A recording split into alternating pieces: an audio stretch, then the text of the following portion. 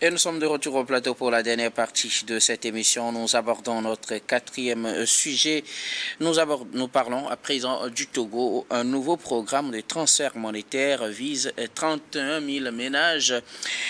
Le gouvernement togolais annonce un nouveau programme de transfert monétaire à l'endroit de 31 450 ménages vulnérables à travers le pays. Ce nouveau programme va couvrir toutes les régions du pays avec une répartition sous l'égide donc du ministère en charge du développement à la base. Cette répartition cible pour les régions suivantes. Lomé, on aura 1200. Oui. Ok, voilà. Ok.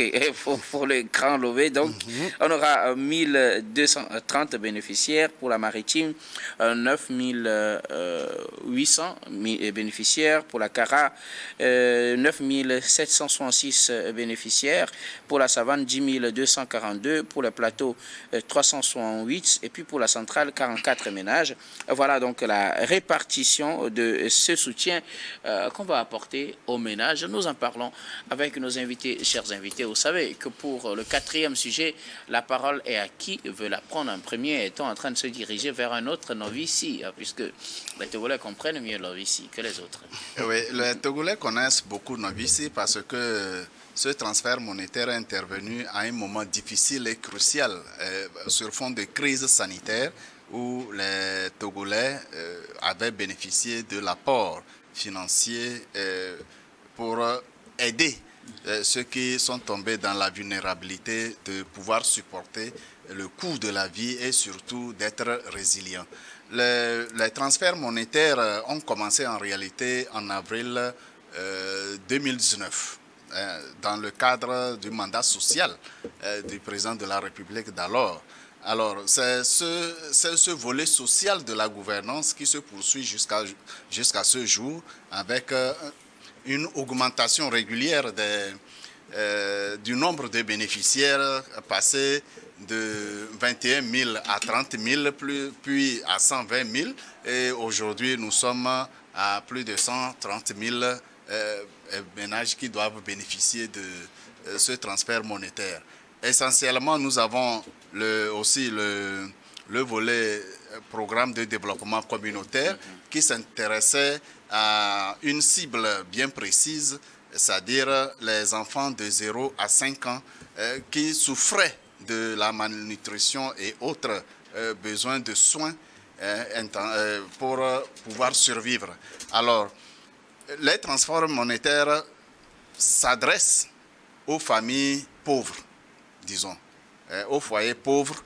Les plus pauvres, hein?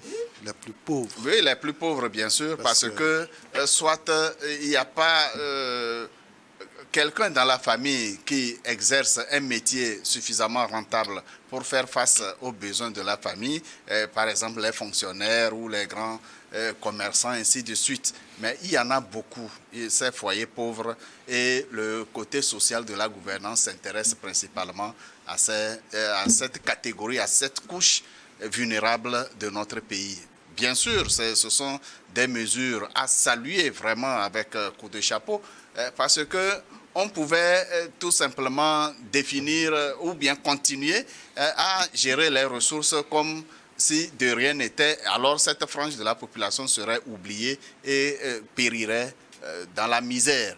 Je pense que les gouvernants ont vu juste pour prendre des mesures adéquates pour que tous les Togolais se sentent intéressés, tous les Togolais bénéficient des ressources du pays. Ça participe à la bonne gouvernance et à la transparence dans la gestion des ressources du pays au profit de tous les citoyens. Je pense que c'est un grand coup que le pouvoir vient encore de marquer et je ne sais pas quel type de citoyen ne serait pas d'accord avec ces mesures-là. Merci beaucoup à vous, Constant Lemou. Je ne sais pas qui veut aller à la suite de Constant Lemou pour ses analyses. 31, puis au total, 31 450 ménages seront des bénéficiaires de ce nouveau programme. Dominique Lacmont. Oui, que Constant Lemou a presque tout dit. Je pense que c'est une approche aussi salutaire, d'accord. Vous savez, surtout ça tombe dans un moment crucial. Vous savez, on a parlé du Kenya, d'accord. Le coût de vie, le coût de vie qui devient cher, c'est dans presque tous les pays. Et il y a quand même des gens qui sont vraiment très vulnérables. Vous savez, dans des coins reculés, même ça touche également Lomé. Il y a des gens ici qui sont dans des situations, et même quand la personne sort, qu'il souhaite avoir un 25 francs dans ses mains, et c'est de rendre grâce à Dieu. Et aujourd'hui, cette mesure qui arrive dans cette situation, est un coup à saluer de la part des gouvernants et du gouvernement, et surtout le chef de ce gouvernement, c'est le PC. Le PC, le président du conseil. Et donc, il a vraiment pensé à cette couche-là. Hein, c'est un bon projet pour une répartition rationnelle, équitable des ressources de l'État. Et peut-être d'autres mesures viendront. Pourquoi pas augmenter d'autres choses. Peut-être, M. Guillaume, votre salaire va être revu après. Donc, il y aura des mesures dans ce sens. Ça va réagir sur toute la population. Mais le volet qui m'intéresse, c'est quelles sont les données pour pouvoir recenser cette couche-là. Vous savez, quand nous avons de bons projets, mais c'est l'exécution de ces projets-là qui nous pose un peu problème, parce que si je prends l'exemple de Novici, qui était venu dans la situation de crise sanitaire, ça a été c'était une belle initiative, mais les bénéficiaires, on n'avait pas véritablement, c'est-à-dire qu'on n'avait pas véritablement sélectionné et à tous ceux qui étaient dans des situations vulnérables. Vous savez, souvent ça pouvait retomber sur 2 ou 3 personnes d'un même ménage. Je pense que dans l'application ou l'exécution de ce projet, il va falloir qu'on fasse un travail pour véritablement aller vers ces couches-là qui sont dans des situations, qui ont besoin de ce transfert-là. Que les gens ne s'y mixent pas pour essayer d'avoir... Parce que c'était l'inscription, peut-être en ligne, il faut remplir sur ta carte d'électeur, il suffisait de mettre que tu es mécanicien. Bon, voilà, alors que les gens avaient la carte peut-être mécanicien, mais un jour, sa situation a évolué. Ils recevaient également ce transfert alors qu'il n'était pas la personne qualifiée. Je pense qu'avec la décentralisation maintenant, il fallait qu'on s'appuie sur des communes pour pouvoir recenser, que ces maires-là fassent un travail de fond et recenser ces personnes vulnérables pour que ce transfert puisse vraiment impacter la vie de ces personnes vulnérables. Voilà un peu ce que j'ai voulu dire aux côtés de ce projet qui est très à saluer. C'est une belle initiative qui accompagne les projets sociaux du président du Conseil, qui est le chef du parti qui gouverne notre pays. Merci beaucoup. À vous, Dominique Lacmont. Eric Johnson, vos réactions? Non, je pense qu'il faut rectifier un peu ce que mon frère Dominique a dit. Vous savez, en 2018-2019, il y a eu une enquête harmonisée des conditions de vie et des ménages. Et cette première enquête, c'était de 2018 à 2019. Par la suite, il y en a eu encore une deuxième, c'est 2021-2022. Et avant ça, et après tout ça, il y a eu le recensement général, le 5e recensement général des populations et de l'habitat, qui a permis d'avoir un tableau de la pauvreté de notre pays. Quand mon frère Constant parlait, je disais des familles les plus pauvres. Vous savez, lorsque, par exemple, on a lancé cette enquête harmonisée des conditions de vie des ménages, mais les gens sont passés dans des ménages. Et quand les enquêteurs, ceux qui ont été déployés sur le terrain, sont arrivés, certains ont dit non, nous n'avons pas besoin qu'on nous recense parce que derrière, il y a l'OTR qui peut nous suivre, il y a ceci, il y a cela. Alors qu'on leur disait, écoutez, on veut savoir combien de ménages il y a dans telle commune et peut-être que ça va permettre de vous aider, de nous aider, parce que nous sommes tous dans les mêmes situations, de de nous aider dans des conditions difficiles. Et pendant que l'on faisait novicie, parce qu'il y a eu cette enquête harmonisée des conditions de vie des ménages, on a demandé aux gens de s'inscrire pour vérifier justement si dans l'enquête, ces familles-là se sont inscrites et quel est leur niveau de vie. Et donc, c'est à partir de ce moment, évidemment, il y a eu beaucoup de spéculations, il y a eu beaucoup de contre-vérités, justement parce que les gens n'ont pas compris pourquoi certains en ont eu et d'autres non. Et alors qu'il y a eu un travail qui a été fait en amont. Ce que demande Constant, c'est qu'il y aura, je crois prochainement, une nouvelle enquête harmonisée des conditions de vie des ménages. Ça s'est fait, je crois, 2-3 ans après, il y a eu une autre. Et donc, je crois que s'il y a ces enquêtes-là, il faut que les populations essaient de donner, parce que quand on vient, on demande, vous êtes combien dans la maison? Est-ce que vous disposez même d'une moustiquaire imprégnée? Vous dormez comment? Est-ce que vous avez une latrine? Est-ce que vous avez des toilettes pour vous doucher? Comment ça se passe et tout? Il y a des questions qu'on pose sur les ménages. Cela permet de les jauger et de savoir dans quelles conditions vivent ces ménages-là. Et donc aujourd'hui, avec ce nouveau programme de transfert d'argent, je crois que ces ménages-là qui forcément n'ont pas les meilleures conditions de vie, pas les meilleures, mais de bonnes conditions de vie, vont bénéficier de ces transferts-là pour leur permettre quand même de faire quelque chose. Parce que vous savez, aujourd'hui, le secteur qui pompe un peu notre budget, c'est le secteur de l'éducation. Vous ne pouvez pas vivre dans ces conditions-là et pouvoir acheter même les fournitures pour vos enfants pour aller à l'école. Je crois que ces programmes-là vont permettre quand même à ces ménages-là de pouvoir envoyer leurs enfants à l'école, de pouvoir leur donner quand même le petit pain quotidien. On parle de 3 repas par jour, les gens n'en ont même pas le seul. Peut-être c'est une fois chaque 2 jours que les enfants mangent et après les enfants se débrouillent, tout le monde se débrouille et on voit ce qui se passe. Donc à travers ce programme-là, je crois que ces ménages-là, ces familles-là pourront quand même avoir ne serait-ce que un repas par jour. Alors, oui, Constant, vous voulez réagir d'abord? Je pense qu'il faut préciser pour ceux qui nous suivent qu'en réalité, tout cela, ce sont des transferts monétaires, mais qui ont des spécificités. D'abord, le programme de développement communautaire ciblait, comme je l'ai dit tantôt, les enfants de 0 à 5 ans pour leur permettre de survivre parce que issus des familles très pauvres et donc la survie de cette catégorie de couches était menacée. Ensuite, vous avez parlé des enquêtes de 2018-2019, mais il y a eu une enquête KIB de 2015, suivie de ces enquêtes de ménages qui ont permis d'identifier des ménages effectivement très pauvres.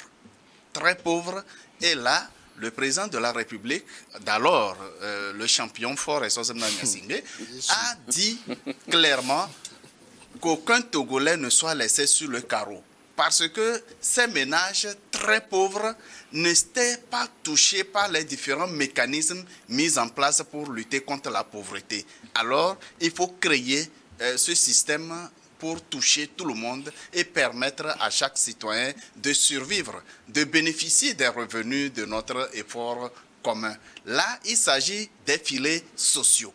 Ces filets sociaux ont concerné dans un premier temps 21 000 personnes prévues, mais à la réalisation, on est passé à 30 000 personnes. Aujourd'hui, nous sommes à 131 000 et quelques personnes, foyers qui doivent être touchés. Je pense que c'est une très forte évolution. Mais lorsque nous parlons de Novici, Novici est intervenu dans la crise sanitaire Covid-19. Là, il s'agit de tous ceux qui ont été touchés ou ceux qui ont perdu leurs activités génératrices de revenus suite aux mesures aux mesures barrières, disons, la fermeture des activités pour rompre la chaîne de transmission. Je prends par exemple les vendeurs à la sauvette ou ceux qui menaient leurs activités génératrices essentiellement le soir et la nuit. Alors, ces personnes ne pouvaient plus mener les activités génératrices de Maintenant, revenus. la différence Donc, il faudrait les aider à survivre. Ce nouveau programme ne va pas s'intéresser à tout le monde. Ce n'est pas comme pour nos vies, si on dit, bon, il faut aller s'enregistrer quelque part. Pas tout le monde. Il faut le recevoir, vous envoyer un numéro. Justement, ce n'est plus Novici parce que ceux qui étaient intéressés par Novici, au fait, ont repris leurs activités après la résolution de la crise sanitaire. Alors, ce nouveau programme s'intéresse encore une fois aux foyers les plus pauvres qui ne sont pas du tout touchés par les différents mécanismes d'accompagnement. Je rappelle que les transferts monétaires de 15 000 francs par trimestre permettent non seulement de survivre, permettent à ces foyers non seulement de survivre, mais d'initier de petites activités génératrices de revenus. Et je vous avoue, depuis 2019, c'est que les résultats ont été concluants, encourageants. C'est pourquoi ce programme a été renouvelé pour toucher une plus grande partie. Parce que, effectivement, grâce à ces transferts, beaucoup de foyers très pauvres sont sortis de la vulnérabilité grâce aux activités génératrices de revenus qui ont été initiées justement. Vous allez voir des gens qui n'avaient rien comme source de revenus ont initié par exemple la vente de bouillie accompagnée des gâteaux, ainsi de suite. Et finalement, ce ne sont plus des familles très pauvres, mais ce sont des familles à revenus moyens. Merci beaucoup à vous, Constant Lemou. On dirait que 15 000, c'est beaucoup. Hein? Ce n'est pas rien. 15 000 à côté de celui qui gagne plus de 100 000, c'est rien. Mais celui qui n'avait rien du tout et n'espérait rien, eh bien, 15 000, c'est beaucoup. Parce que, comme l'a dit Eric, il y a des foyers qui ont peut-être un repas par jour. Au mieux, au meilleur des cas, quelquefois, une ou deux fois un repas réel en famille. Alors, tout le reste du temps, à qui mieux. Et ce qu'on a communément appelé un coup KO, c'est que ces familles attendent 15h30, 16h pour prendre l'unique repas du jour et attendre le lendemain à la même heure. Je pense que nous sommes en train de surmonter cette difficulté avec ces différents programmes qui sortent progressivement les Togolais de la pauvreté. Merci beaucoup. Dominique Lacmont, quelque chose à ajouter? Oui. Ouais, je voulais, vous venez de poser une question si c'est 15 000, c'est beaucoup, mais je voulais te dire que moi j'ai vécu des villages où, pour raison de 200 pour aller écraser un bol de maïs. Aujourd'hui, c'est 250 le bol. Oui, mais il n'y a pas de... Pour manque de 200, toute la famille va rester affamée toute la nuit. Mais encore, faut-il avoir le grain pour aller moudre? Il y a des familles qui n'ont même pas le grain. C'est pour dire, eux, quand même, ils ont déjà quand même fait effort pour trouver à écraser, mais il leur manque 200. Aujourd'hui, si c'est dans ces ménages-là que 15 000 tombent, je veux dire que s'ils seront très heureux. Je pense que c'est vrai, c'est comme l'a dit les uns et les autres, c'est un bon projet. Tout le monde salue cela parce que surtout nous connaissons les réalités de certains milieux. Vous allez voir que c'est vraiment compliqué pour certains de pouvoir tenir debout dans tenir debout. Vous voyez maintenant même dans les villages, les jeunes aujourd'hui ne s'accrochent plus à l'agriculture. Ouais. Les jeunes sont... c'est-à-dire que tout le monde quitte le village pour les mieux-être. Je ne sais pas si le mieux-être là c'est où. C'est seulement qu'il n'y a pas de projet qui les accompagne pour pouvoir rester sur place. Sinon, il n'y a pas mieux-être quelque part. Et les braves, tous ceux qui faisaient de l'agriculture dans les villages, qui soutenaient les vieilles et les vieux parents dans des villages sont partis. Donc, il reste que certaines personnes, quand vous les voyez, vous savez qu'ils ont vraiment besoin d'aide.